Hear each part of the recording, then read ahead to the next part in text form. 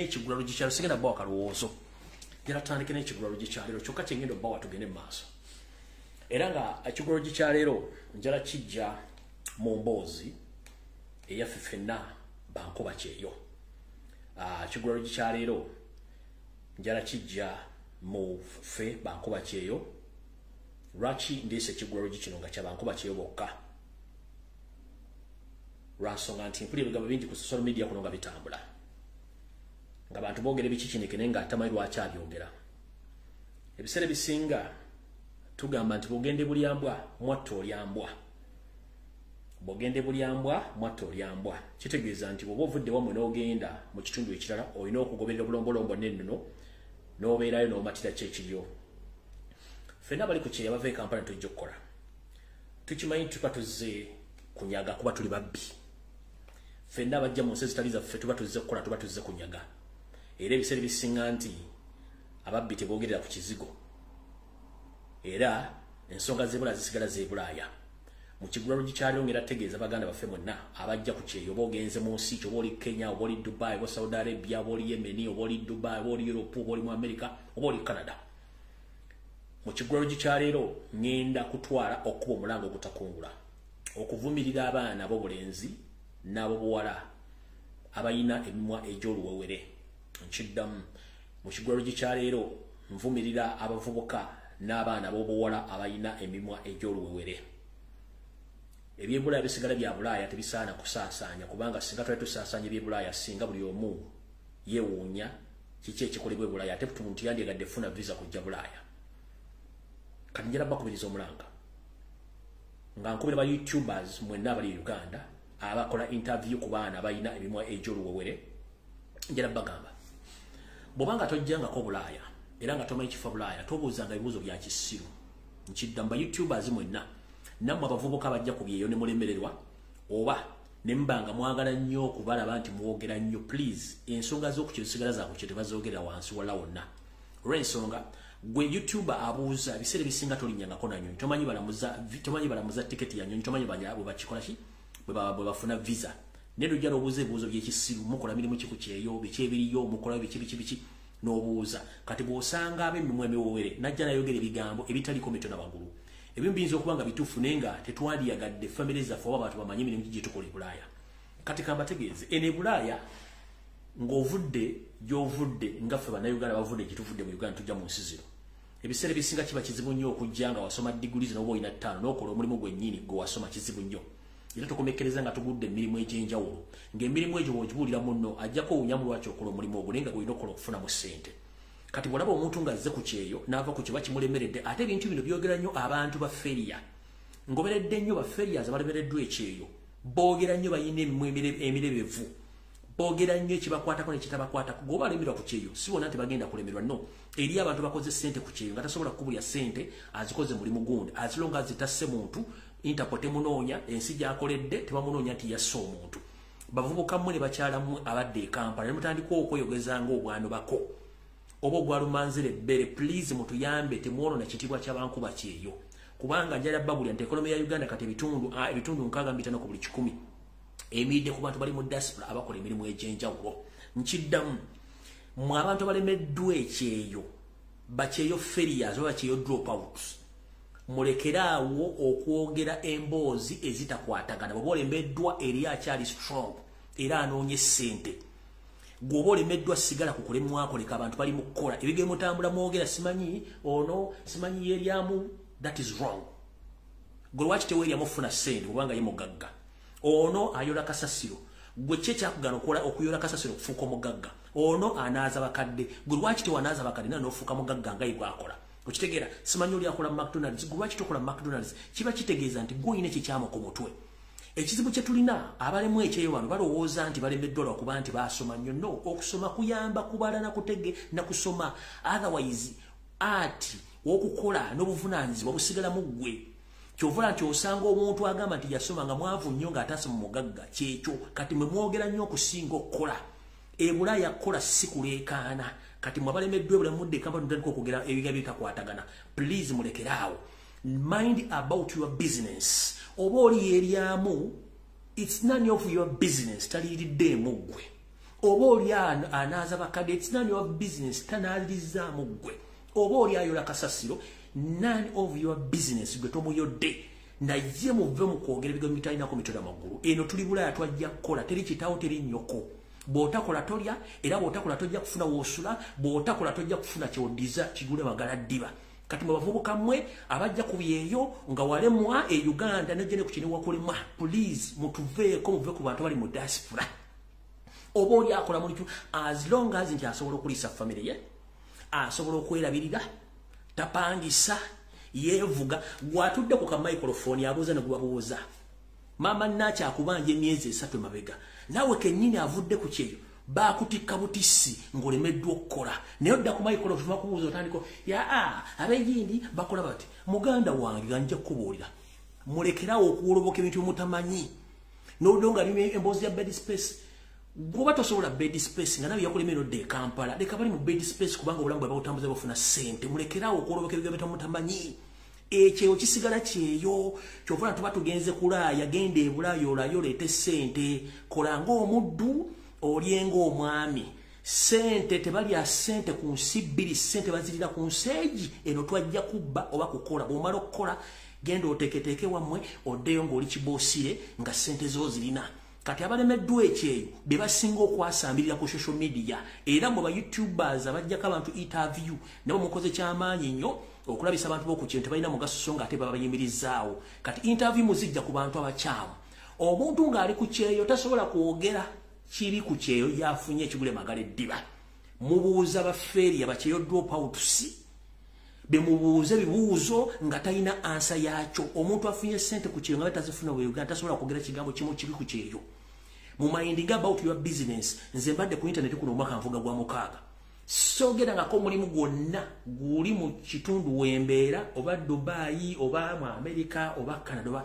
buli muntu kasitaba nga asobola okuba nga afuluma mu nju enagera n'akola n'afuna ssente that is it mulekerawo okumanyira abantu n'okusamwasama bigabo bitamanyi oba oli yeryamu it's none of your business as long as takoledde oba alina siriimu nga tamukusiiza it's none of your business muleka abere ne siriimu we gwatalina siriimu naye ng'okyajjamu empale nga togenda kufuka oba kusala zike siriimu ogenda mufuna so mukendeeza ebigambo mufe ku bibakwatako mulekerawo okumanyira abantu mukitegedde bulungi nnyo emboozi y'oku kyeyo esigala yaako kyeyo tejja Kampala kuba gwe alowooza nti omanyi okwogera walemu okukola kati leka bali mu kukola toboogerera kubanga bo bafuna gwe tofuna kyovula nti basinga okwogera nnyo ku social media nga bali Kampala bajja ku interview be bakyeyo drop outs so bakyeyo drop outs ne ba YouTubers aba interview nga bataba ku kyeyo mufune nga abantu abasobodde okulaga kyalina kyakozeewo ajja kukubuulira ekituufu era ajjaga nti eyo sigendayo nkoma wano naye omuntu abaayo nayogera ekigambo nayogera no bed space we yali asula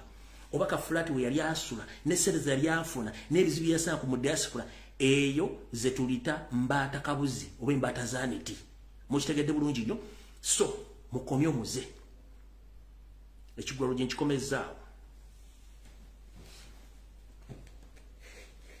kati kamala okuyisa obulango buno tulyoke tugende ku video entuufu eyandeese obulango buno tugenda buyisa mu bwangu olw'ensonga obudde tulina butono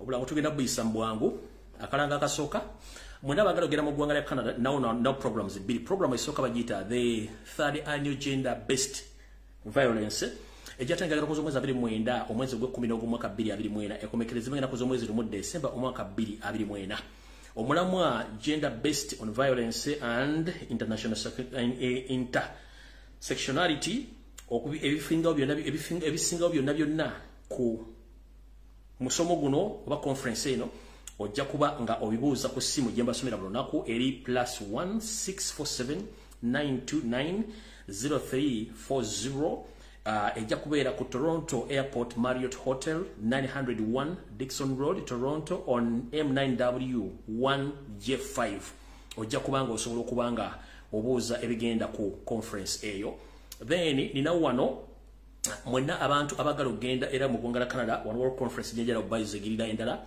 bagiyita the NUP Canada Convention 2024 the theme challenging of democracy and ways to overcome the esoma wet NUP Canada Convention 2024 theme challenges of democracy and ways to overcome. That's the theme. Ejja kubeera ku Hilton Hotel 145 Richmond Street West, Toronto downtown. Ejja tandika mwezi ogw'omunaana, ejja tandika mwezi 16 ogw'omunaana, ekomekerezebwa na kuzomezi 18 era ogw'omunaana omwaka 2024 nga enetegekeddwa Canada NUP chapter 2024. Ng'oyagala ebisingawo ojja kubanga okuba ku ssimu zino wammanga ezabuyonjo +6 +16 74 92 90 340 oba +1 +1437 333 0010 oba +1 4168 35 81 74 oba ku +1647 89 55 725. Byonna ebisingawo ng'oyagala okubookinga n'abali e Kampala osobola okukubira ku Deo Kizito MM 0705 400 193. Osobola okubanga omubuuza ku bisingawo ojja kubanga naawe wenyigira mu semina eyo. Eno kano ke kalanga kasembe tuleke tugende mu bintu ebiddako. The International Summit on Mental Health and Disability 2024, the theme, the global collaboration to strengthen the international partnership in order to improve mental health and disabilities outcome worldwide. Ejja kubeera ku 277 Sackville ST 237 Sackville Street, Toronto on M5A 3G1. Ejja tandika nga enaku z'omwe ejja kubitandika ejja kubalwa ku z'omwezi 3 omwezi ogwokutaano ekomekerezebwa ddala ng'enaku z'omwezi lwa Sunday ng'enaku z'omwezi 5 omwezi ogwokutaano ejja tandika ssaawa 5 ekombe ssaawa emu. Ebisingawo ku musomo guno ndowooza ojja kuba ku ssimu eno nga obuuza omukyala Brenda Nakato omulongo bamuyita omulongo Diaspora Foundation @gmail.com ojja okumubuuza ku nsonga ezo oba ku Brenda Nakato 44@yahoo.com oba osobola omufuna ku simu 1+4 168358174 oba +16477 401951. Ebisingawo ndoza nja bibatera ku mutimbagano mujja bitegeera olweggulo nga maliriza okwogera ensonga zino. Then one demonstration eno egenda kubera mu ggwanga lya America tufundikira obulanga tuleke tugende mu maaso nekyatulese. Enesoma bweti Larry protest against US support for the Museveni dictatorship in Uganda. November 17th at 10 a.m. American time. Contact Madam Tina Mirembe +1724 419 6485 oba ku mukulu tuno nsubuga ku +1 301 339 3995 ojja kuba omufuna. Kati munansonyiwamu obulango buwanvuyemukko then njagala tugende ku video entuufu eyatuleese wano. Tutandise bwe tuti. Okusookera ddala njala kwebaza omukulembeze waffe omulondo w'eggwanga Robert Kyagulanyi Ssentamu webale nnyo obalire ddala okulaga obwerufu mu buli kimu ky'okola. Njala kwebaza olukiiko olufuzi lw'ofuga nalwo ne bannayuganda mwenna n'abakulembeze bonna ab'ekibiina kya National Platform n'omusinde ogwa People Power mwebale kulaga buvunaanyizibwa na kitiibwa kimulaze ku kibiina ekito ekiwezezza emyaka just 3 nekiba nga kitaddewo ekyokulabirako ekyomuzizo ogw'amaanyi mwebale nnyo mubalire ddala. Ebiseera ebisinga tetulina nnyo budde bwagala kulekana n'abakulembeze singa oba oli ku mulamwa kubanga ffene eggwanga tulyetaaga. Goyinza okuba bakuwa kasimbi n'okalya naye tunuulira nnyo eggwanga n'abalirimu babonaabona nnyo. Nze omuntu bw'akola ekirungi musiima so mwenna mbebazizza nnyo nga saawudde mwani naye nga twagala okwebaza omukulembeze waffe n'olukiiko olufuzi lwonna lwemufuga ekibiina kya National Platform mwebale kugulawo kitebe emiramu mwebale kulaga ki kye mulinawo. Kati eno message njagala egende mwenna eri bannayuganda. Nkimanyi egenda kuvaayo abawujji b'obunyama betuyita ba critic nga abantu bannampa wengwa balinga empale ya Museveni tawagira awagira mutume si mutume teyeyogerera takozesa bwongo bwe agenda kuva yogera ebigambo bingi nnyo mwatulaga plan eno mutulaze ekirala awo bagenda kujja eri agenda okubuuza ekyapa kirimanya gani kirimanya ga Kyagulanyi nawo bagenda okujja kati abantu nga biseera bisinga munsi tebabula mbajja kubeeramu naye eddagala lyabo libeera eddagala limu mugambe bwoti oyina emyaka emeka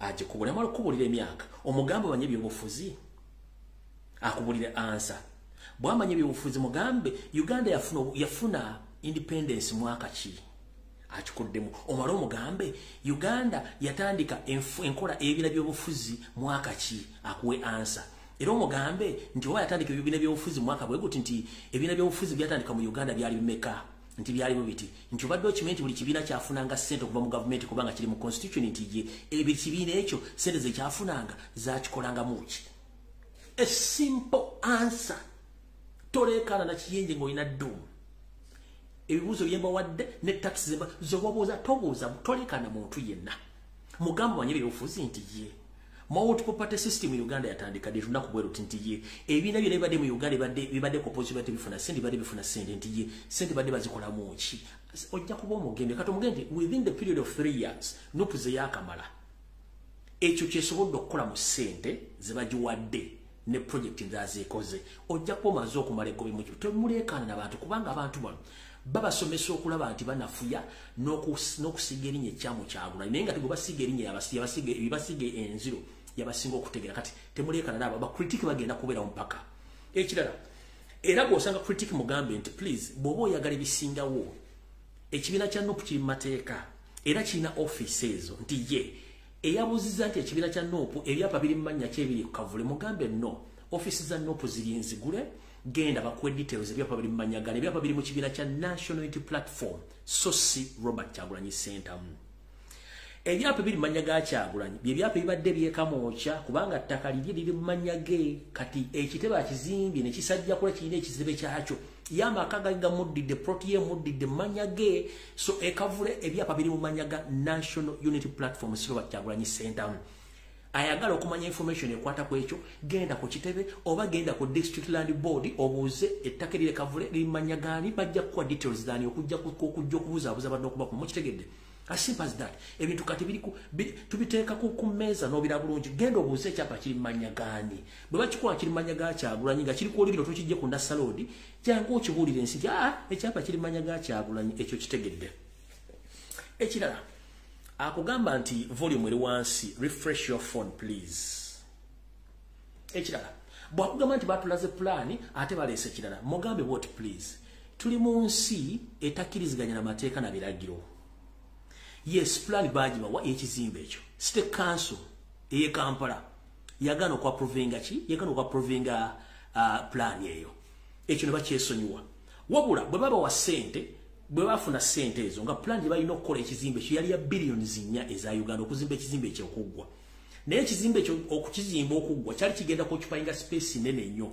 kati bano ekibiina nekino kigando tulina abantu abaagala otuguza okweyongerako tugaziwe tusobola okukozesa esente zino ne tugaziwa then ne tufuna ba architecture oba ba planners ne baddamu ne bamenyamenya ebizimbe bino ebibaddewo ne baddamu ne babizimba buto ne bituuka n'omutindo gwe twandiyagadde okukozesa ate ekizimbe kyekiri ekyo bayita improvising the finances okuteekateeka kati ndoza mukitegedde ebizimbe bakulaze office ku office eyandibadde mu plan eri yasooka ne bakulaga nti nga president iwa ya administration enkulu eri ku side ndala nnyo za mugirabye ekizimbe kiri ku acres 2 poloti ya eke Kampala emu mu kibuga akati sente zegula mugimanyi abantu batudde babadde basukka mu 10,5 plus batudde mbulire ekizimbe mbulire ekitebe kya ekibiina kya byobufuzi mu Uganda kisobola okutuuza abantu 15 plus ngate badde tebajjudde kitegeeza nti space esigaddewo esobola okutuuza abantu omutwalo gumu plus emitwalo 2 kitegeeza nti bakozesa obumbi buno obuna okuba nti baguze ekifo ekinene kigaziya ate ne bakozesa n'ebizimbe basinganamu ne babimenyamenya ne baddamu babitereeza okufuna ekifo kyonna nga bakibadde kyonna kati yeyo mbadde mwagala kubawadege nti ate batule no pulani bagano gya provinga kyekisooka ekyo ne bakivaako ne bagamba ndoka tukozese sente zino tugule tugaziwe ate nabire ebizimbe biriwo tufune ba planners ba designing bulungi nnyo babimbenye babikyuse bituuka ganna omutindo yensonga lwaki kivudde bwekityo so si kweri plan bagala okuspendinga obuwumbi obuna ng'ate space eba eweddewo ng'ate basobola okukozesa space yemu eriwo ng'ate bagazina okugaziwa noza simpers danda mukitegedde bulungi kati ba criticizers mwenna tubagala nnyo mukolo ogwo n'olulala mubanga mugenda okcriticise nga musooka kulowoozaako history y'ebyobufuzi avudde ludda wa okitegeera so mukitegere bulungi nnyo sijja genda kuvumira bibiina birala no buli muntu alina ebizibu bye ne mutegedde kye bayita obwerufu egyo gibadde emyaka 2 n'emyezi 9 n'ekitundu kati mukwase eggwanga mu myaka 5 ba 10 mujja kola kyagenda obakolera ba criticizers mbamaze njagala genda kati ku information eyandeese okusookera ddala njagala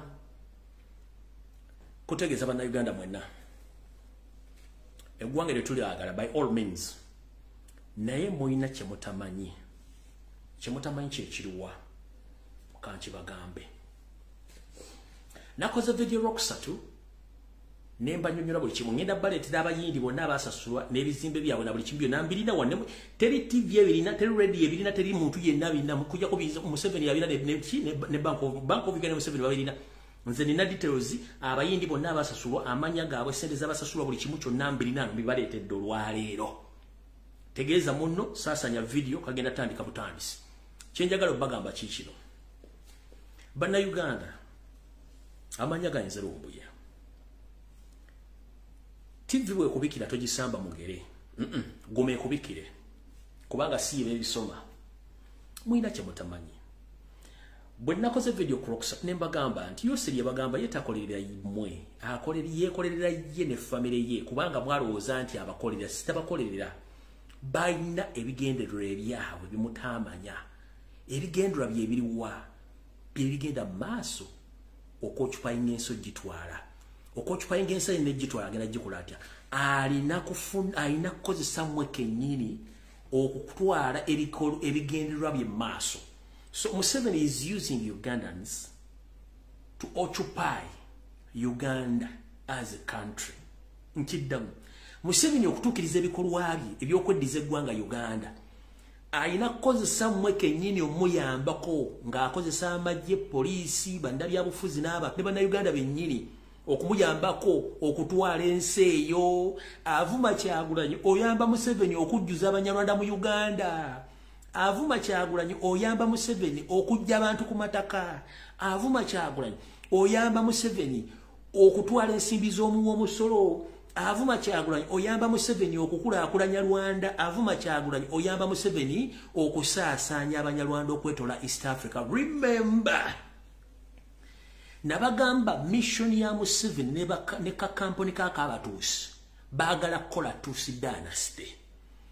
Nembagamba tugenda mu kalulu ke Kenya. Museveni ataddeyo agent we gwe bayita William Ruto ng'ono agenda kuyingiza abanyarwanda e Kenya.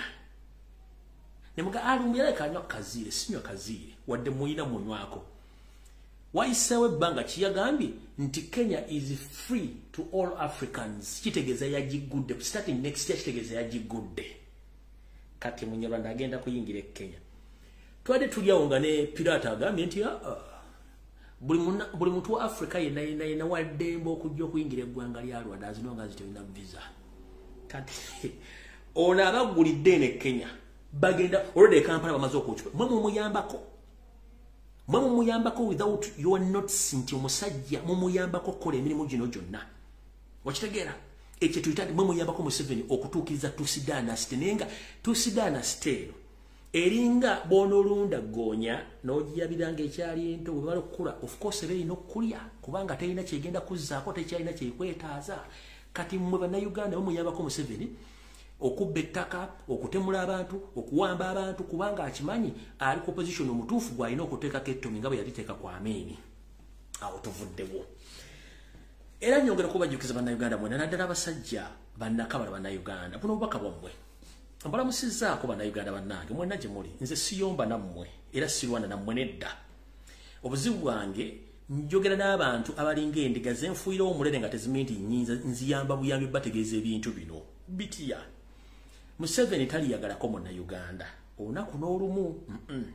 era gwadde no gadi Museveni agenda kuyamba tagenda kuyamba osobola okulajana n'ogamba njagala kulaba Museveni lubate luli busale bakutwala n'omulaba n'otandika okwetottola ebizibu byonna n'abiwulira n'agamba mbiwulidde naye omanyi kale nzikiriza nja kuwa byoyagala nakyobe jangu wandika omukyalo ono n'ebintu bibyo ennyini mukoleko the moment kasitova maaso ga Museveni talina kyagenda kuwa yensonga lwaki abantu bangi bagenda basinkanye Museveni bakomekeza tebalina kyebafunye eri abantu bangi nnyo omuli omugenzi Alexis Ismakalevu omugenzi ali Haji Nasantege Sebagala Sheikh Gugwa ono yatula mu Museveni aga nti ali mu ggulu yamusuubiza ambassador tiyabufuna n'abala bangi nnyo basuubiza ebintu bingi nnyo ne basuubiza minisita wa Rwanda sitawa wadde eri abantu byasuubiza ensimbi mu Royal Triangle taziba wadde ne byasuubiza office taziba wadde bangi nnyo kati gobodde ne Museveni akutakwagala no the moment omukabira ebizibu ekyagala okumanya ne the moment omuva mu maaso talina kyasobola kuwa abantu bangi abasuubiza ensimbi taziba wadde abasuubiza wa minisita taziba wadde abasuubiza wa RDC taziba wadde abasuubiza wa ambassador taziba wadde basuubiza okusasula tabasasudde kubanga yakimanyi nti mwina kujjamu kabira bizibu byammwe n'amanya weakness yo in fact mwabagere wa Museveni mbuli ebizibu byammwe muba muyamba muyambe kumanya weakness ye liruddawa na biki byokayanda biriruddawa n'amanya okay no problem gwe naakufuna kyovola banti asobola okusindika wa chairman asobola okusindika wa RDC nakusindika wa permanent secretary nakusindika wa minister kati gwe bwamala okusindika wa minister olufulumano wo musinkanye ngaakwata esimu alo ono permanent secretary waliwo omuntu gumbadde nkusindikidde naye try as much possible to avoid him if it is possible block him or her batumalira biseera ebyo nebifiire bw'atyo bw'akola the moment omuva mu maaso ng'akwata essimu ng'akubira omuntu oyo abadde alina gwakulifaayinza ng'akubira essimu nga ebyo nebifiire bwe batyo bakola bw'atyo bw'akikola gwe n'obanga oweddeyo goloza bw'akuyambye nogamuse tojja olaba abaana bakadoogo bye baafuye mu 87 89 tebafunanga sente abasirikale bafunanga sente buli muntu afunanga sente bawo veteran bafunanga sente basiga bakaaba kubanga that is easy system bw'atyo bw'akikola kitegeera kati mutegere bulungi nnyo nti oyo Museveni lwaki njogedde obubaka buno mbogedde nga tugenda okugenda ku information ekwata ku tudda kwa amini kati kuba sammaliriza naye mwe namba tumeddeko abali mu akedi mbagala nnyo nabalayi mwekalakaasa simeba bongeza leti mukutte bipande nabagamba dda nti mukyakabya kajanja mujja kitegere ekituufu nti ensi temwina gibeera mukabya kajanja olw'ensonga nti mwe temumanyi kye mugamba bantu kubanga ono omusajja yabagamba openly kwolwo yayogera amazima no Drake yabagamba amazima kanzanye ka video kono yabagamba amazima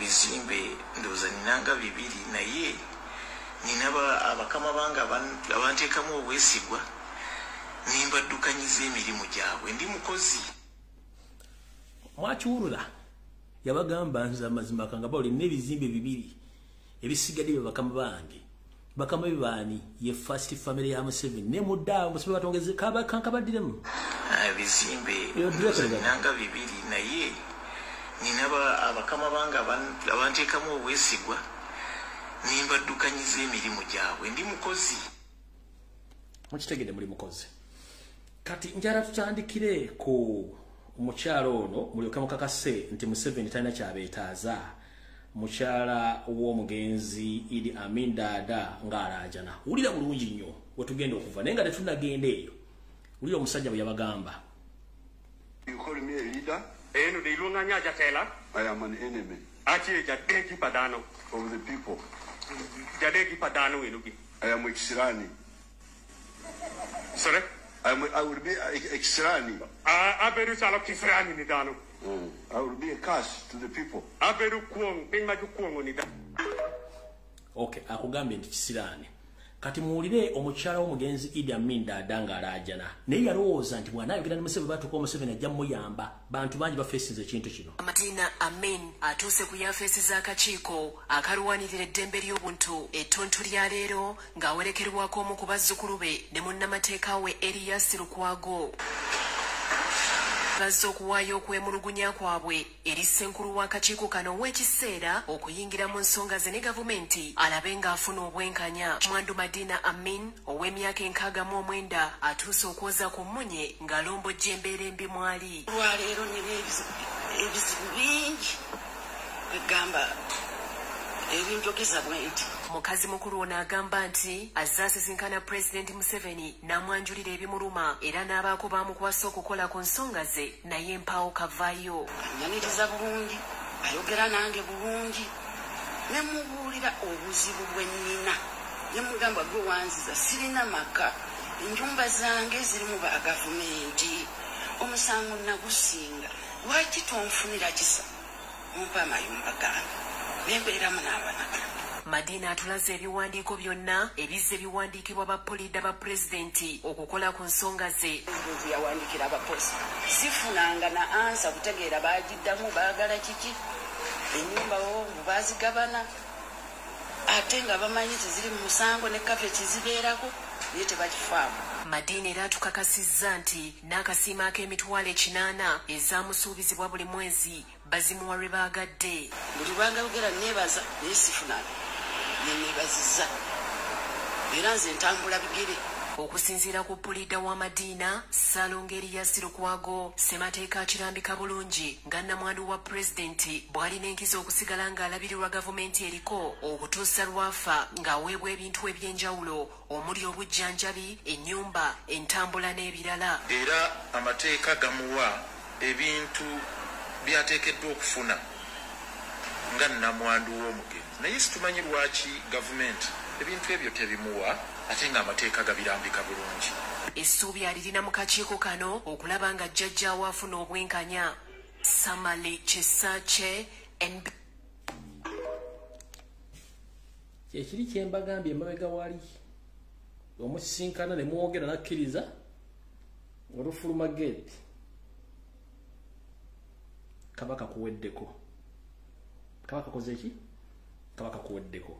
Kati nga ngendo somo lw'entanda ya leero njagala ebitongole by'okwerinda muri CMY, ISO, ESO, FISO, PUSO, PUSO, FUSO, KUSO, KUSO, PISI, PISI, byonna by'ekasasiro n'eddogusu byonna mubeereko kuno muwandiike ensonga zino. Njagala bannamawulire mwenna muwandiike ebintu bino. Minister of Finance muwandiike ebintu bino. Bannamawulire ne TV zonna njagala mujje information eno lwaleero. Museveni ye yeetinkulidde akalimu obuwuka ng'agambye nti alina kyeyakola.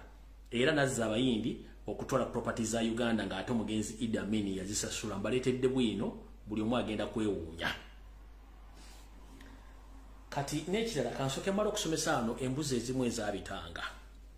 W'ondabira ku mbuzi yonna nga yabitanga nga nsajja oba nga nkazi nga mbuzi eyogera muntu naye nga kika kya mbuzi. Omanyi waliwo abantu nga balimu olubuzibuzi naye nga temumanyi nti mbuzi. Mpuliddewo ku social media nga mpulirako embuzi ebitangemu eyogera nti Kyagulanyi yaguddewo apartment si kitebe wane ekibiina kisinga ekitebe eky'amaanyi bakiyita UPC. Kati kantwale embuzi gwo ku muddo nkutwale ku ssomero nkusomese mukulu. Golooza lwaki ekizimbe ekyo tebakiyita UPC house? Nakabege oba Ssekabege, golooza lwaki ekizimbe bakiyita Uganda house not UPC house? Omanyi mujja ku social media kuno ne mutandika okwasamirira ng'obugege obukalu nga olw'okuba mumuli okucriticizinga buli kimu kye mutamanyi olw'ensonga temumanyi politics temumanyi history. Kanjala kugatoddamu kubuzaabuza abantu gwe Ssekabege oba Nakabege agambye basimanyi UPC y'ekibiina ky'ebifuzi ekisinga ekizimbe mu buneresebu. Ekizimbe kya UPC kitudde ku ekizimbe kya Uganda house ekyakitumisa Uganda house kubanga kyali kyazimbibwa okusookera ddala ku ttaka ekyamu ettaka nga lya Buganda, ettaka lya Namasole eryo bawambaliwambe ekisookera ettaka lya Namasole kyazimbibwa Obote n'akyakimaliriza, Idi Amin Dada najja n'akimaliriza era n'akituma Uganda house nga bwolaba Uganda house eri Bungereza n'eri New York mu America. So UPC olw'okuba nti eyali akulembera eggwanga ebiseera Obote awo waliwo offices ez'ebyobufuzi era ne bamulekera office ngeze ekibiina ky'ebyobufuzi ekya UPC so si nti eyo ekizimbe kya UPC ensonga lwaki bani bakibataddeko nti bani bakitaddeko UPC house no kiriko Uganda House kubanga omugenzi Idi Amin Dada ye yakimaliriza ku ssente z'omuwomusolo n'akituma Uganda House ng'ebizimbe ye kenyini byezimbira ndowooza kitegedde mbuzi mutegedde bulungi nnyo ezissekabeke ezirina ebirevu ezimu tezitegerera kutegera mutegedde bulungi nnyo ekyo kizimbe kya Amin si ekikuliko office za UPC nga UPC ekibiina kubanga yakitandikawo ku ettaka lya Namasole wa Buganda babbalibbe in the first place kyekisooka ekyokubiri ekizimbe ekyo yakizimba yakireka ku myalire gya wansi n'atakimaliriza Idi Amin n'akizimba nga omuntu w'obuvunaanyizibwa n'akituma Uganda House nga Uganda House eziri Obungereza ekiri New York ng'ozaaki tebakitera konti UPC House mbuba Uganda People's Congress Party roster tekiriko Uganda Congress Party mulekerawo okubuzaabuza abantu wine history akuba tusirika busirizi tetwagala kudda mu bantu omu kuba tumanyi muli basiru musiriwaza abantu eno video mugitambuze nkiddamu teba muntu yenna akulimba nti mu Uganda mulimu political party ebadde n'ekizimbe nga kyayiteriijo bonna basinga obungi 90% bapangisa ne UPC okukweriko just yafuna konti Obote yali president essaawa ezo nabba ettaka lya Namasole n'azimbako ne kitagwa bulungi nnyo n'asigazako office Amin n'akizimba n'akimalayo n'akifula Uganda House bwe kiba kya UPC lwaki tekiriko Uganda People's Congress Party temudda mu kusiriwaza abantu mayambuzi bazitola ku muddo okulya ente ziwulira sebo n'ennya bonna kabega ali eyo nga mubuzaabuza abantu mulekera okubuzaabuza abantu ekizimbe kya in fact ekizimbe ekyo singa bagenda mu mateeka amatuufu ne UPC ino fuluma mwomo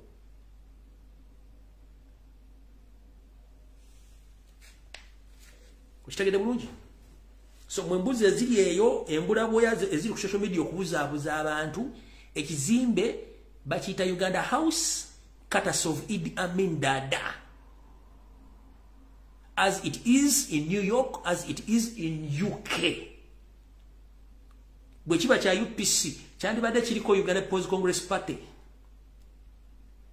ngejja n'okuba okirabye okitegedde mulekera okubuzaabuza mudde mukole search munoonyeze ebintu bino mujja musu baba wadde sente mitwalo 5 mujja muzunze ngala byo tugenda kulwawo matu tugenda mu bwangu tutandikidde wa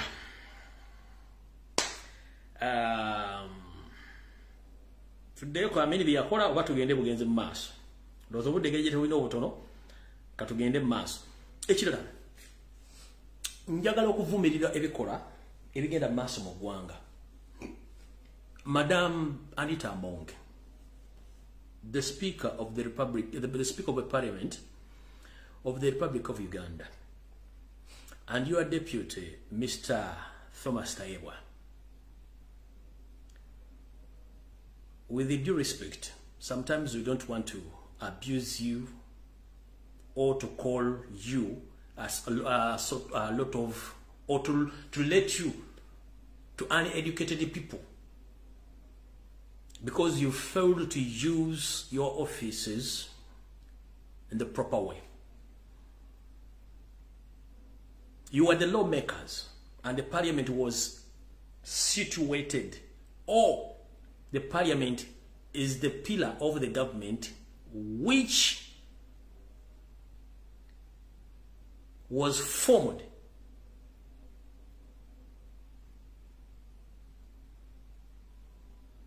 by Ugandans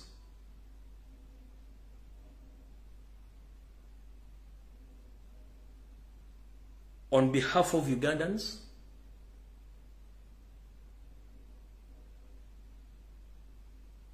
to be occupied by the member of parliaments who are entitled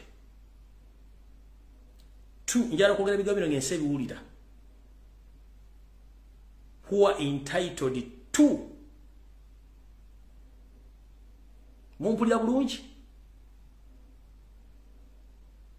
follow the law and orders, and in fact all MPs are lawmakers. So if the parliament is the base where all laws which are made in Uganda are supposed to be followed, or all laws which are followed by Ugandans are made from the parliament. And it's very sad that the parliament doesn't follow the law. It is very sad. Whereby, Madam Speaker Anita Mongi, you are becoming a problem to the parliament. If the courts of law decided that the commissioner of the parliament, Mr. Zake Francis, is supposed to be back in his office,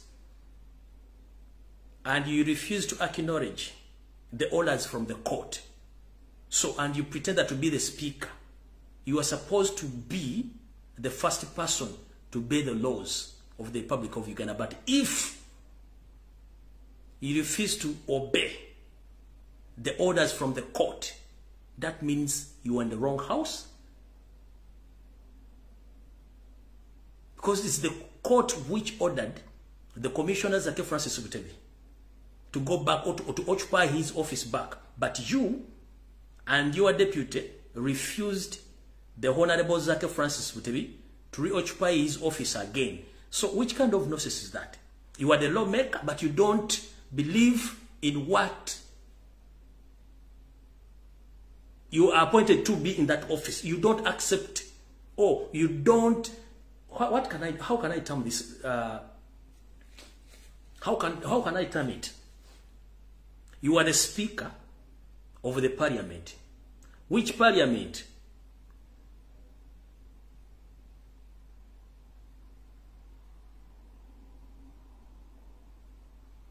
Creates the laws of all which all Ugandans will follow, plus all the courts of law in Uganda.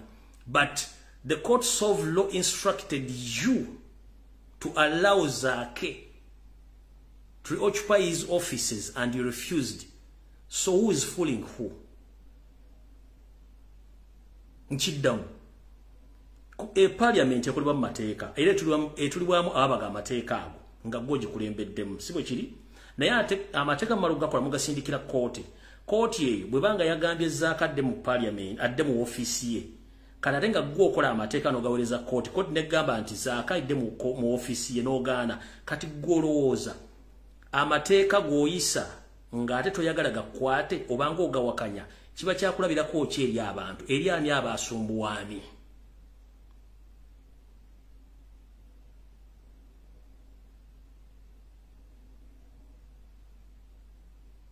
You are the lawmaker, but you don't accept the court decision. You can see the imbroglio in which we have been immersed by the clerk of parliament, failing to obey a clear court order of the constitutional court. This is abhorrent, this is unacceptable, and militates against rule of law, fundamental human rights, and good governance in Uganda. The parliament is the ark of democracy. We should never have a day in the history of this nation when the commission of parliament has been given an office that was wrongly grabbed from him by the Speaker of Parliament, having to stand up at an office like this, and he finds it closed. This is a dark day in the history of our country, and this should be the last time this office is closed when Honorable Zake comes here to open it. The country is run on the basis of laws, the Constitution of Uganda, and not on the whim of a parliamentary speaker who thinks that she's above the law. We refuse to play by her whims. We refuse the dictatorship of the Honorable Speaker, and we insist that she opens this office. We are giving her an ultimatum of 1 week.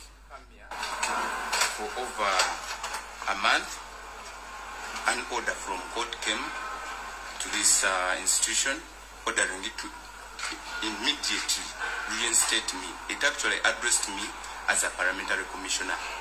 The constitutional court, a full constitutional court, addressed me as a parliamentary commissioner, and it ordered this parliament to open my office immediately and to begin my duties as a parliamentary commissioner after winning Parliament of Uganda, and I have to access my office.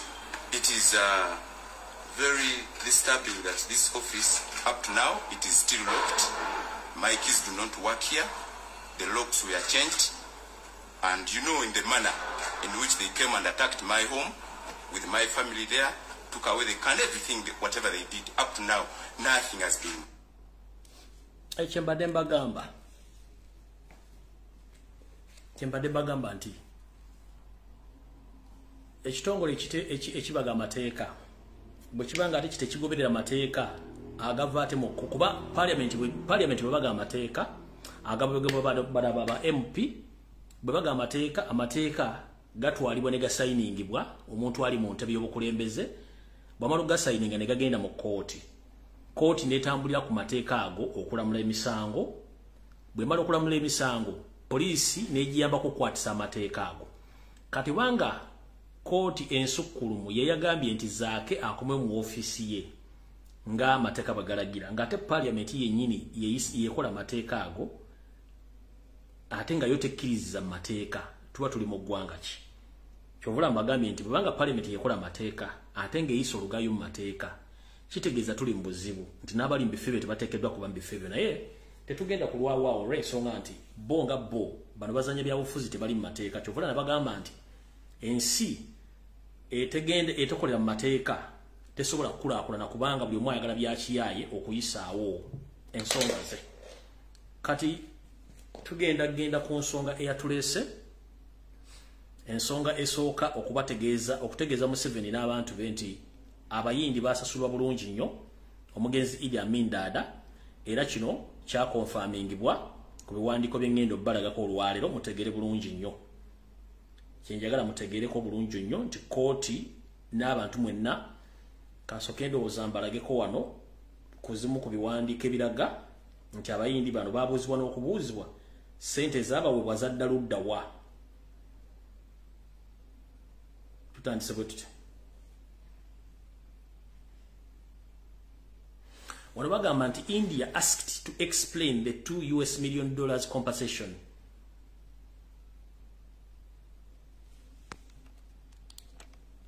Wamuna akiraba simanyi.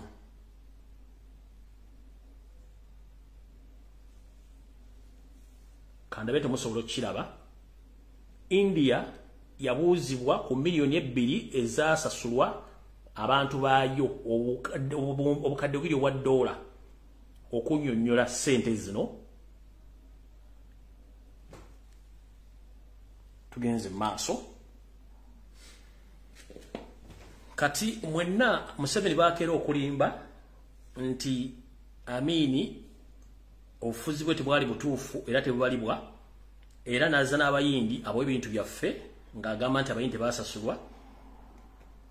basasulwa era basasulwa mu mitinda gy'engendo babuulira na ssente zasasulwa luddawa. Eno ebbaluwa eraga nti ya Bank of Uganda. Mugira bulungi nnyo. Ebbaluwa eraga nti eva mu Bank of Uganda. Mugira bulungi nnyo. Esoma bweti.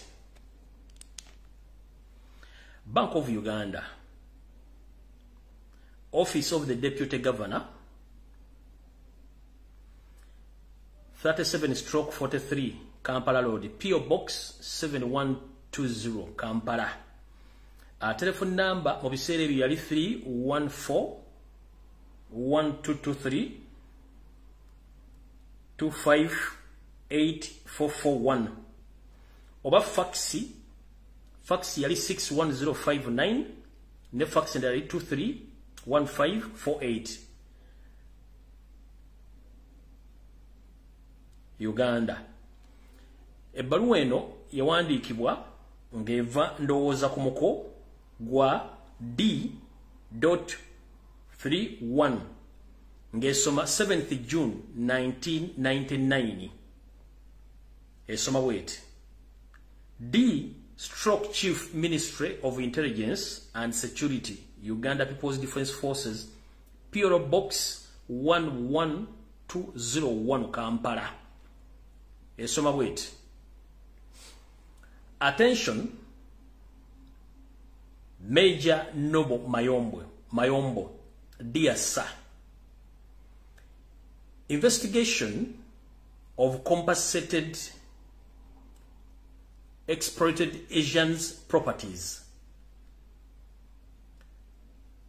This is in response to your letter reference UPDF/MI/Q3 dated 21st May 1999 on the subject caption in which you requested for information on exported Asians properties occupied by the Ministry of Defense. Egamba wait. Nti okunoonyereza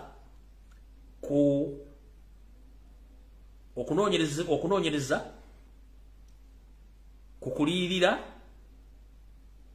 kw'abayindi eri ebintu byabwe. Mukuddibwamu eri ebbaluwa eno ku nnamba y'endagiriraga omuko eri ekitongole ekye UPDF Uganda Police Defense Forces ng'ennaku z'omwezi 21 omwezi ogw'okutaano ku nsonga eno wammanga eyasabibwa okufuna amawulire agakwata ku bayindi n'ebintu byabwe ebyali bitwaliddwa era ebirimu ekitongole ekya ministry ebyokwerinda. Tutambula bwe tuti. Since the Bank of Uganda cannot ascertain the properties occupied by the Ministry of Defense, we are sending 2 lists of properties that were compensated through British High Commission and UNHRC as follows. Bagambye nti nga bwe kiri nti ekittavu kya Uganda tekisobola kulaga oba tekyabwa bintu mu budde okulaga ebyobugagga oba n'ebizimbe Ministry by'okwerinda byetuddemu ate ng'ebintu bino byasasulibwa gavumenti ya Uganda nga bayita mu embassy ya Bungereza n'ekitongole eky'amawanga ag'ebweru amawanga ekitongole kikwasaganya ku bantu abanoonya obuddamu ekya UNHRC nga bwe kigobererwa wansi wano wammanga. Bagamba bati a list of Asians whose properties were exploited in 1972 to 1973 and were fully compensated. Nolwelukanga lw'ebintu olw'ebintu by'abayindi abaali bagobwa mu 1972 kutuukira ku 1973 era mu bujjuvu bwalwo be bano abayindi abasasulibwa. Mu kawaayiro ak'okubiri, location of the properties for each individual. Katundumba kana kulaga nti ekifo ewasangibwa ebyobugagga bya buli muntu yenna kwabo abayindi abagobererwa. Mu katundumba ak'okusatu kagamba the amount that was compensated, ensimbi ezasasulibwa ku buli muyindi yenna. Akatundumba ak'okuna the date of the compensation, ennaku z'omwezi okwasasulibwa ensimbi ezo. Nkyali ku bbaluwa eno. Our records indicate that 67 British Asians were paid through the British High Commission, while the 344 stateless Indians were compensated through UNHR. Bagambye nti ebiwandiiko bye balina biraga nti abayindi nga baali bayindi abalina obutuuze bwa Bungereza basasulibwa ensimbi zaabwe. Abayindi 67 abalina obutuuze bwa Bungereza basasulibwa ensimbi zaabwe nga bayita mu kitebe kya Bungereza mu ggwanga erya Uganda. N'abo abayindi 344 abaabalibwa nti bali tebayina buvo na buddo, abayindi bano basasulibwa nga bayita mu kibiina ekikwasaganya abanoonyi b'obuddamu ekyensi yonna ekya United Nations Human Rights ekya UNRCR. The compensations were for stocks, buildings with amount paid location of those properties clearly indicates bagayo ati nti okusasulibwa kuno kwali kutunuulizibwa mu maali emaali gye muyita stock stock eringanga emaali gyoba nti babya maguzi ebizimbe ensimbi ezasasulibwa n'ebizimbe oba ebizimbe byabwe oba ebintu byabwe ebyali maze okulambikibwa obulungi webino obiri. It has not been possible to determine the exact dates when those payments were made. Walaba kugamba nti tebasobola kulaga butya ennaku entuufu abantu bano bwe basasulibwa ensimbi zino. Tugenze mu maaso. As for those who were holders of Indian passports and therefore went to India, we are unable to provide their names and list of their properties. Nti eri abo abayindi abalina passport ezibalaga nti baali beva buyindi bo nga ziraga nti bagende buyindi tebasobola kuba nti bafuna ebibakwatako ebituufu n'amannya gaabwe n'ebyobugagga byabwe ne bagamba we however have evidence that the compensation to those individuals were government to government arrangement. Bakugambire wankubadde ebyembasomedde waggulu byaliwo naye era Bank of Uganda n'ekitongole ekikwasaganya ebyensimbi mu Uganda kirina obujulizi nti abayindi abo basasulibwa ensimbi zaabwe muntu ku muntu nga bayita mu government ya Uganda nga bakolagana ne government ya buyindi mu nkola gye bateekawo eyali ey'omulembe. Ne bagenda mu maaso ne bagamba pre to compensation, an Indian delegate led by MRJS Mehta visited Kampala in October 1975 and examined the items were left behind by the Indians nationals, and those included buildings, plants, machineries, Uganda government, stock blocks, account, insurance claims, and social security fund. Bagambe babate nti munteekateeka eyo eyali yokusasula abayindi nti omukungu eyasindikibwa ekibinja ekyakulibwa omwami ono gwe bayita AJS Mehta yajja mu ggwanga lya Uganda mu Kampala mu mwezi ogw'ekkumi mu 1975 era n'anoonyereza kintu ku kintu ebyalekebwa emabega abayindi sekinoomu omuli ebizimbe omuli ebirime omuli ebyuma era Uganda government nenoonyereza ne ku byamaguzi byabwe ensimbi ezaali zikwatiddwa ku bittavu byabwe insurance nazo ezaali zibanjibwa n'ensimbi ezaali mu kittavu ekyabakozi. Ebbaluwa bwete bwesoma mumpulirize bulungi nnyo ono njagala kwabya Museveni kati ebbaluwa egenda mu maaso bulungi n'egamba the delegation held discussion with the Ugandan government on the claims and they agreed that some of Yugi shillings Yugi things milioni zali milioni 13 mu emitwalo 4,15,414 n'obusente obugwamu obwenkana ebitundu 65 was a mutually satisfactory settlement as compensation for the assets left behind, and that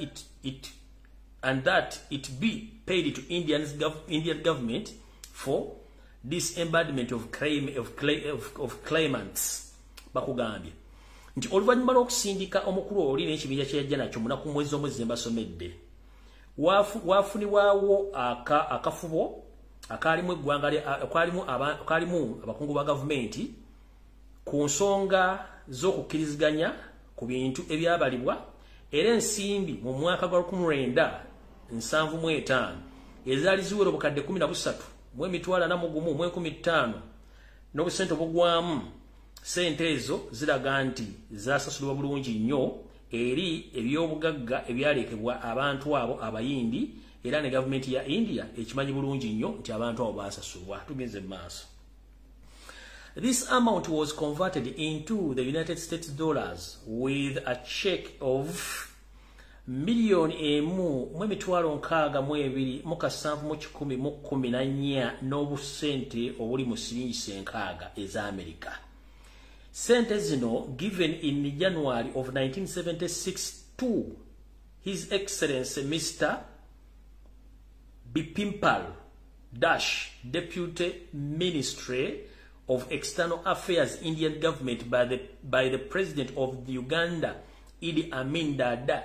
Details as to who benefited were not valid to us, but we believe this can be obtained from the Indian government. Bakugambe bati nti ensimbi zino zakyusibwa nezidizibwa oba zavungirisizibwa nezidizibwa mu nsimbi ez'eggwanga eri Amerika ku cheke oba empapula esasulibwako ensimbi zino okwakyusiribwa.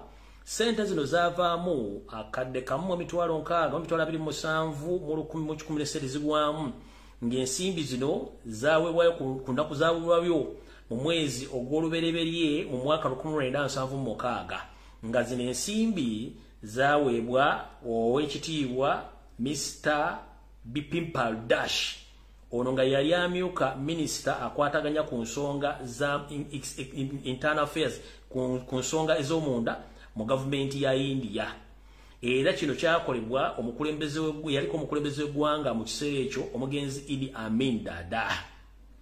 The details as to who benefited were not valid to us, but we believe this can be obtained from the government India government. Bagambye ebisingawo ku nsimbi zino nabaani abaafuna tuyinza okuba tetusobola bikuŋŋaanya essaawa zino ngera tupinaawo naye tulina okukkiriza nti ensimbi zino zaafunibwa era tusobola okufuna ebikwata ku nsimbi zino nga tubuuzizza gavumenti ya Buyindi. Attachments, please find the two lists. Refer to the one for the 67 British Asians and other for the 344 stateless Indians. Yours faithfully E. Lure, Deputy Governor wa Bank of Uganda. Onayinza okuba akyaliwo simanyi bawize mbuyagezi kunta simanyi.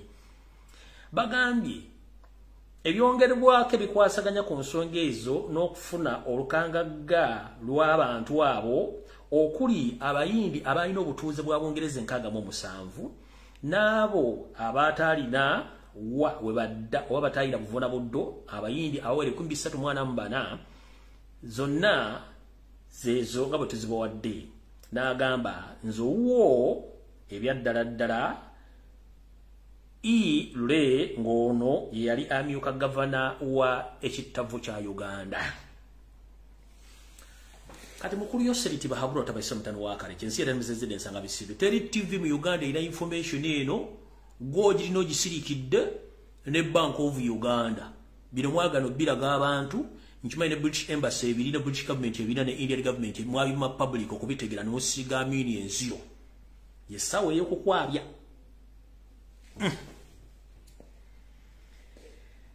Kati olukala luno nyizo butalusoma dumalayo ngenda soka dubalaga ngenda soka dubalaga lona buli okamutegeere kuba kuliko amanya g'omuntu kuliko town poloti buloko road shillings value in Uganda ne mu US dollar kati kansoke dubalage Museveni manyi wekaza sibayabula aha zenkala lezo zizo zili stamped kuliko Bank of Uganda zona zili stamped.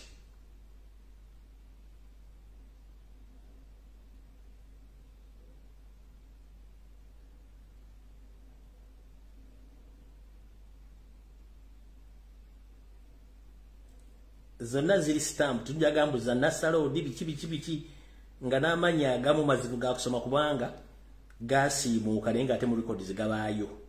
Museveni oziraba seko kati omusajja guwavuma teyasoma teyakola ki yasobola okusasula ebintu bino kati kansoke nzireyo kemabegana amanya agamu gano gayinza okutaba mangu gakusoma olw'ensonga nti agamu gasiimuuka naye katusooke tusomeko kamatono nnyo tuyinza okugabuukamukko kati nga bwe basomedde bagamba name of the client town plot block road shillings value US dollar in value kuliko asooka namba emu the give vig ono webugiri ku block oba ku plot 35 yafuna omutwalo gumu mu 5 eza Uganda ze dola mbiseera ebyo 1,205 ompulira bulungi oyo omu yafuna omutwalo gumu ogwa Uganda n'ennusu 5 mu biseera ebyo dola yali omutwalo bagubalamu 1.250 ndoza 1,205 biseera by'amaanyi biseera zizali z'amaanyi tugenze maaso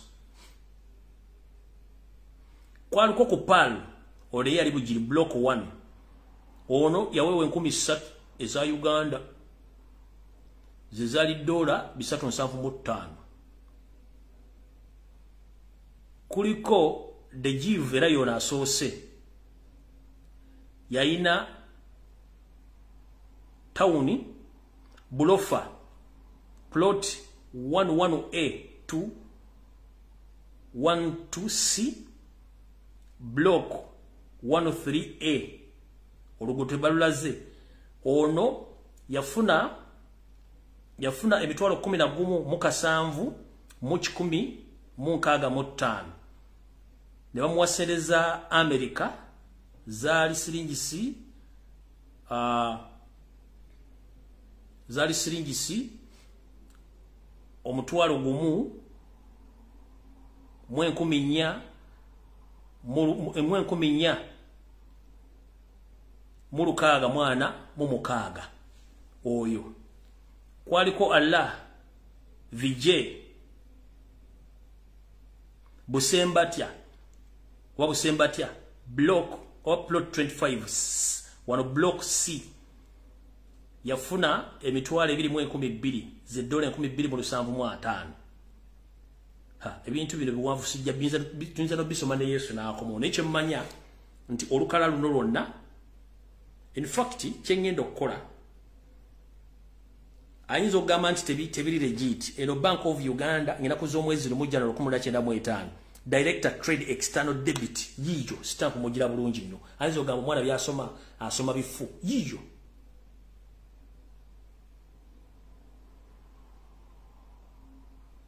yiyo yajagamba babijja ku nasa yiyo ne stamp January nga 1999 nga stamp ya Director Trade and External Debit kati kyengenda okukola nga nsi bwenjagala ebyonoonese oba nkikole ku makya oba nsuze nga nkikole mala okusalaasala empapula zino zonna nzijjeyo nzikube ku social media bangambye post the document no problem kyengenda okukola nzikube ku social media wonna zibune ffe twajja kukulabisa eyo olupapula lumu tugenze ne kuno ekikulu amannya nenga kyemba mmanya abantu bangi basasulibwa ssente zaabwe kuba kuliko buloko kuliko biki ssente biki byonna then buli kibuga kyonna ky'omanyi kuba kati wana ebibuga kamba somereko ebibuga nno musooke muti ebibuga kuliko bugiri bulofa busembatya busia busembatya gulu hoima yiganga jinja yomu India ye jinja Kampala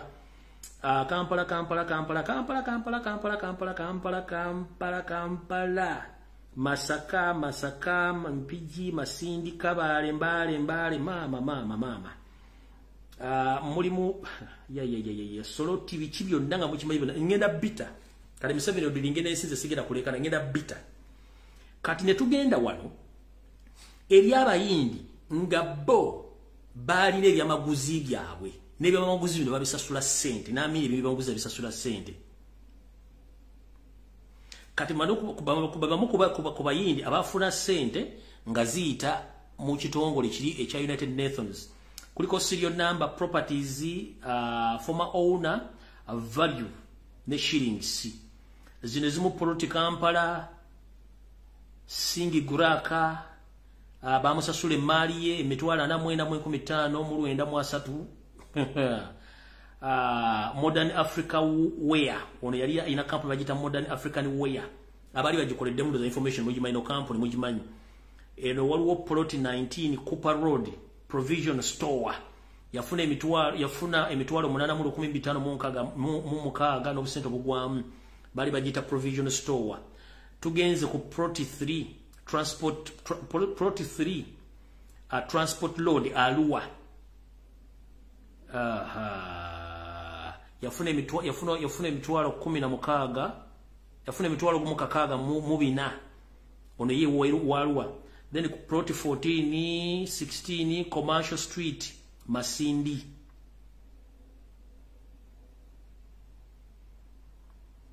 Banange Poloti 13 Bokassa Street Domtex Shares Patel. Oni sente nyingi nnyo kati mukulu. Kati zinezimu ezimu sente zinezimu zirimu ebizimbe ezimba zibasulanga zirimu basasudde bizimbe abalaba basasula stock business ebyamaguzi basangamu. Kati kyengenda okukola obutalekana na Museveni ngenda kujja ebintu bino mbitemetememu mbite ku social media. Mbite ku social media ensi yerolerere. Buli ayagala ojja kujjamu ojja kusoma mwenna abantu bana Uganda. Ngenda kuta information eno buli omu ogenda okutira ndoza mutegedde bulungi. Oyo go bayita Idi Amin Dada. Kati olwokuba nti saagala bamalira budde nzirayo nga nkoofamenge ekintu ky'omusajja ono kye yayogera bw'ati. Can you repeat your question? Yes, with pleasure. We have seen pictures of you applauding the flogging of policemen. We have seen and heard stories, many of them, which are all validated, of thousands and tens of thousands of Asians being evicted from your country. You took their property, you didn't pay them. Is that your wave of the future? Is that all the love you're mentioning all this time? I think you believe in rumors, and some of this picture, it is not might be from Uganda. Yeah. I think the people whom I sent away of the British citizens, they were controlling 99 economy of Uganda, all business, industries, and everything. And on top of that, I requested them when I took over in 1971. The power was handed over to me by the members of the armed forces. I asked them to apply for Uganda citizenship. They refused. And they control 99% of the economy. And the whole money they are getting, they don't bank this money in Uganda. They bank this money outside Uganda. And I am sure if they were still up to now, Uganda could have been bankrupt completely. And therefore there is no other opportunity. The only opportunity was to take that decision for the interest of the people of Uganda. And then I took that decision, but I said that I will pay the compensation, and which I have written to the all government concerned. I'm sure the United States, I have already paid them cash, and I have written to government of United Kingdom, and the discussion is going on. And I have also written to India, which they have got a few Indians. I'm sure the delegation will be coming from India to discuss with the government of Uganda, and we shall pay. We don't say that we cannot pay, but some of the other point which you are saying, it is not true at all. you will find that Uganda is one of the best country in the world, I will say, as a president of that country. KADIMA 7. Oyo propaganda amane blackmail gumukola. Nga muloza mukyali mugiri emyaka gyammwe. Omukendeze, omusajja yasasula buli kimu, kwogamba nti musiru teyasoma, yasasula buli kimu, obujulizi tubukuleetedde, ngenda buta ku social media kati goswale. Zezino mukambogere ku bintu Idi Amin byakola. Negweyo netegezo kukira kwa tunula mukatulika empiso beke mu kubito namine byakola byenkubulira obotyawo bina kuyamba okumanya kudo olumunyo ngufu olwaida mine dada yamanyi Kenya nga kijambia amangu dalanga kyajjatule mu ntebe ino mwaka 1971 yagenda makomera gonna ewali abantu obote byalasibidde obwemage n'abayimbula watali wadaka ko kuliso mubanji be yayimbula kwaliko n'abambejja banyina baseka bakamuteesa mu kaseera ke yali mu Bungereza teyakomoko ne yali kyabazinga wa busoga Henry wakomulo kinayi n'amujja mu komera obote yali amukumidde gwama abantu nabafisanya bichanga lubanga lwa mindi ebyemizanyo mu Uganda byali bitimuseko ku mulembe gwa Idi Amin gokka abatali wadde okusafuwaza yalokuba ye mwenye yali munabyamizanyo naddala motoka zempaka ko n'ebikonde yawayo buli nsimbi yeetagisa okuyamba bannabyamizanyo ku mulembe gwe omusajja John Akibuwa mu yawangu y'omudali gwa gold mu ggwanga erya Germany era ogwasookera ddala mu byafaayo bya Uganda. Ku mulembe gwa Amin, Uganda eramu yasookera ddala okusamba mu mpaka za Africa Cup of Nations mu mwaka 1978 era lwe yasembayo okutuuka ku luzannya olusembayo.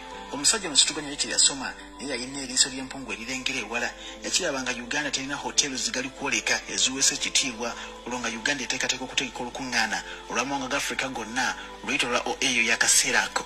Amin yaleta kampuni ya Yugoslavia Company Energy Project n'agiwa ennaku ntono ddala okuzimba OAU Conference Center ne nayo hotelu kati emanyiddwa nga Serena mu kibuga Kampala munaku mbale yali ewedde era olukuŋŋaana ne lubeera omwo. Weyafuukira president na Uganda terina bitebe mawanga gasinga obungi kati kigwa nakimanyike nti Amin ono ye yazimba Uganda House mu New York ko ne Uganda House eri mu Bungereza teyakoma okwo yagula ebitebe mu bibuga gamba nga Geneva, Brussels, Nairobi, Mogadishu ko ne walala. Olwokuba Uganda emanyiddwa mu kulima emmwanyi yakola ekitebe kya Uganda Coffee Marketing Board mu Mombasa nga kugasa ne store ennene ddala newankwadde ebiwandiiko byonna biraga nti yali musajja mutemu nnyo era atafaayo ku ddembe lya buntu. Amin yawayo obwana n'okuzimba Church House ngamba kino ekizimbe ekyakaggwa kino yakikola mu mwaka 1977 yafaayo nnyo okulaba nga agatta obusiraamu ko n'okugyawo ebiwoya ebyaliwo okutuukiriza kino yatondawo Uganda Muslim Supreme Council era n'abawa ettakidde neddala okuwoli Kampala kati awazimbwa omuzikiti gwa Gaddafi. Situganya Pawoshi yali amanyi ku byanfuna mu kaweefube w'okusitula ebyenfuna by'eggwanga Idi Amin dada ye yasooka okutondawo kampani y'ennyonyi z'eggwanga wansi wa Uganda Airline Corporation oluvannyuma lwa East African Airways okugwa. Ebyensula bya bannayuganda yali ensonga nkulu nnyo eri Amin. Amin ono yazimba amayumba ag'ebbeeyi 872 ebugolobi ebukoto White yazimbayo 103 Bukoto Brown yazimba 18 Ekollo yazimbayo 8 Enagaso yazimbayo 4 ate Wandega Kwinta Alia yazimbayo 36 Kuraba mufuna mpola yagenda tuwafu machindi nazimba ennyumba 5 mwemu nga kwogase ne mulago songa yavira mu buyinza nga baze nteekateeka z'okuzimba mayumba bala gamba ng'ekawempe mutundwe nga kwogase ne kansanga. Amin yakimanya nti oluli bwola amafuta ne gabula mu ggwanga lyonna kali asima kyoyinza okuyita etterekero ly'amafuta gaggadde ejjinja era nga lyali likiri obunene mu Afrika yonna. Okumanya yali kyasaaga omulimu gwonna agogera mu bbanga lya mwezi gumu gwokka era n'alijjuza amafuta ab'ejjinja bye banaatubulira oba nakakano amaterekero gano gakyajjudde amafuta. Nakitegedde nti abasuubuzi be balera ebyenfuna by'eggwanga yatondawo ensawo enawulanga abasuubuzi okwegobako obwavu ng'ensimbi yaziyisa mu Uganda Development Bank endala n'aziyisanga mu UCP.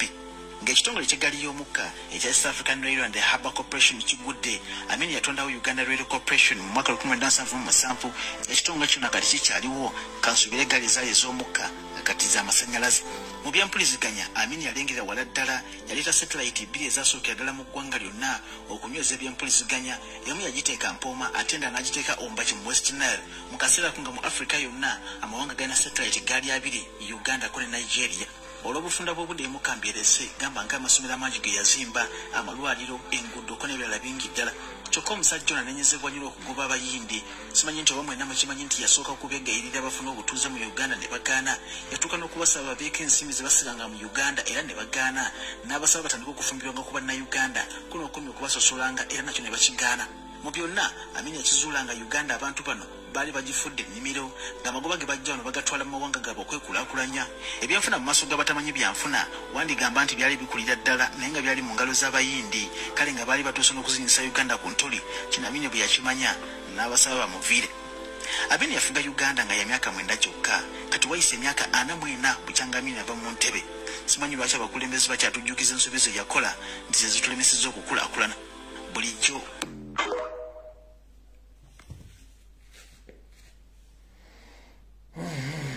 Byonna Amini bye yakola Museveni yabitunda. Byonna yabitunda byonna.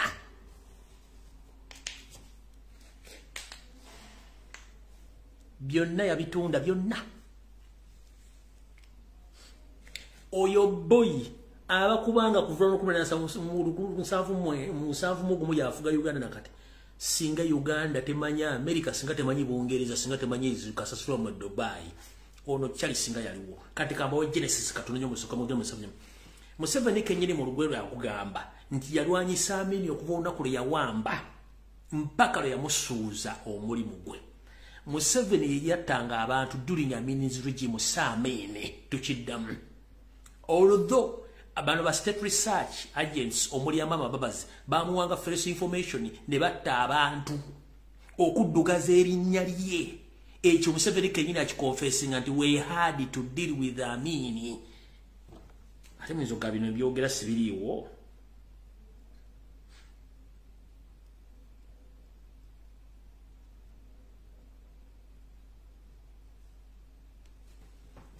But now Amin comes in. Amin doesn't care about the socio-economic issues. Doesn't care about the African issues, Pan-African issues. We said no. Amin out. We get you out. And that's why I would like you people really to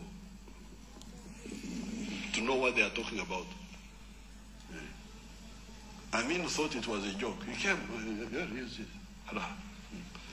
And he was welcomed, of course, by some people around Kampala here. But for us, we said, no, Amin, you don't know our programs. Their program. We shall get rid of you. From the day one. He announced his coup on the 25th of February. Of January. That afternoon, we met in Bugorovi. He announced it at around 3 p.m. By 5 we were meeting and we had decided to fight Idi Amin.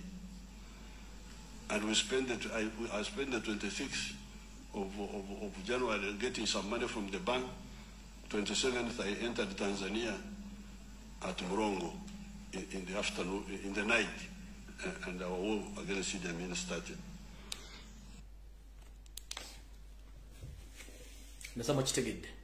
Namusige Tommy yatta abantu akugambye olunaku lye yawamba ku ssaawa zaayogedde zimuwudde baatandikirawo okulwanyisa Amini nga batega bomu babba banka batta abantu kubanga yayina bamama babaza bali mu state research ono ne bakyankala nnyo omusajja kino nkibabuulira singa omusajja oyo yakyafuga Uganda singa teri agenda mu America singa teri agenda Canada singa teri agenda Bungereza in fact abazungu bandibadde bajja mu Uganda okkuba ekyeyo nkiddamu Amini abakubanga yakyafuga eggwanga Uganda, Abamerika, Abangereza, Abakanada, mu Europe bonna n'abawalabu bandibadde bajja Uganda kuba kyeyo. Kati kambabuli bamama kimutamanyi. Museveni si yabajje manju. Abakyala. Museveni si yabawa omwenkanonkano nedda. Omusajja yabawa omwenkanonkano. Yono Idi Amin dada. Ono. Yategera abakyala nti basobola okukola ono. Can you repeat your question? Yes, oyo ye yajja abakyala emanju n'abagamba abakyala basobola okukola yakitegeera atya. Amini olw'okuba nti yali awasiza mukyala Muganda ng'omukyala Omuganda yali afokasinga nnyo okulongoosa ewaka, okulabirira abaana, okwaniriza abagenyi, okufumba emmere, okumwambaza, okukola buli kimu.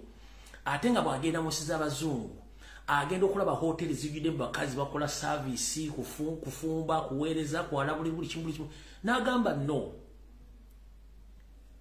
engeri gye nkutte obuyinza ate nga ndaba abakazi balabirira bulungi nnyo akabandabira balabirira abaana basobola okumanejinga okulabirira hotels zino kati kitegeeza kati abakazi be bagenda ofuuka bamaneja ba hotels era abakazi okuva ku olwo ne batandika okukola nga bamanagers ba hotelo n'ebitongole ebira byonna bya gavumenti byasobola okuba nga yamanya they are good managers. So it was Amin, not Museveni. Yali Amin eyabajja manju eyabajjako obufugo obusibe okutandika okukola kuba yabala mu skills ezifuga obulungi ezimanaging obuntu. Kati gwe bavuma atasoma yattanga abantu naye yabatta Museveni kennyini. Kati nze ogwange ngokoze Amin gwe baga nti mubiti yali mubi bano kati Museveni kennyini yalina abasajja ba mama mbazi bali mu state research nga bala nti abasajja bali mu ISO ne semwayi katugambe katukanko ekyokulabirako nti semwayi mojira bakati ne ISO nti ye nga katugambe nti oba Kyagulanya alwanyisa Museveni nga Kyagulanya ayinamu abantu bakulira ISO ne semwayi abamuwa information mugagenda okola kino nakyo nkuwadde example nga bali Museveni olukwe nga wa information abantu abalwanyisa te government Museveni byalina bali bamama bazinga bali mu state research nga bakola buli kavuyo konako kusula omusajja n'okumwono n'amanyage bo bate bakola so mukitegedde bulungi wallahi singa oyo omusajja wali singa abazungu bajja okuba ekyeye Uganda byonna Museveni byaleka Amini akoze yabitunda enju zonna zimudezi yazimba zonna byonna yababitunda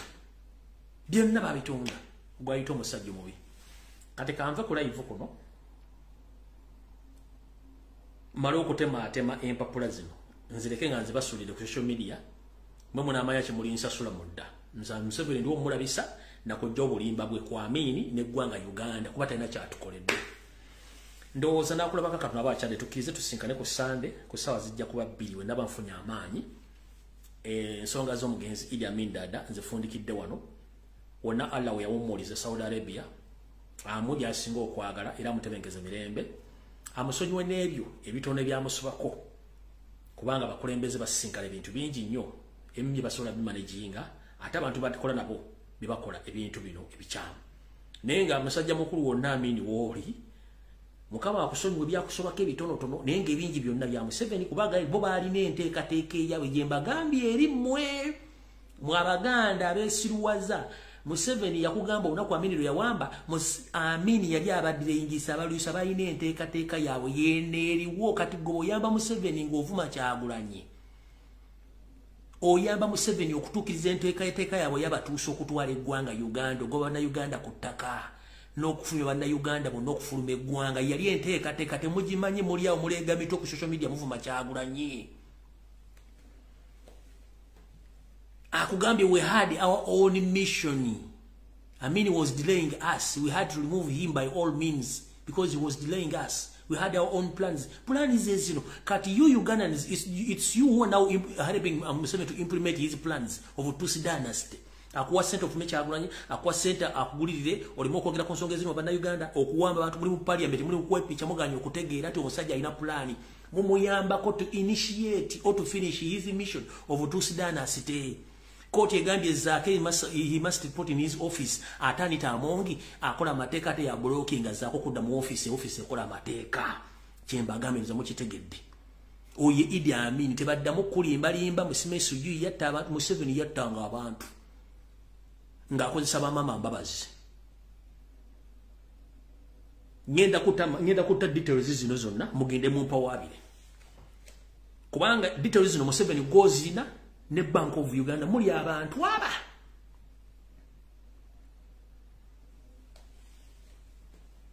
zino details no ziri mu Minister of Finance ziri mu State House ne mu Bank of Uganda mwe muli ne details zino zonna kati mukulu ojja tubuulira abayindi boddiza properties zaabo baddiza zaaki nga babasasula kyokoga tebabasasula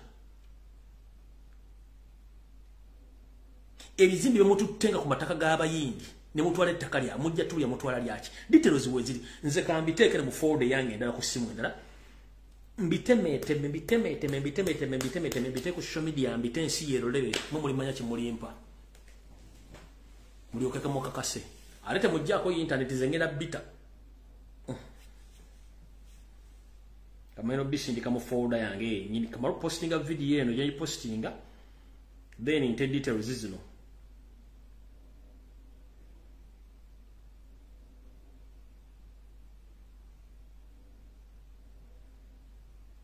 Waliwo transferringa wano.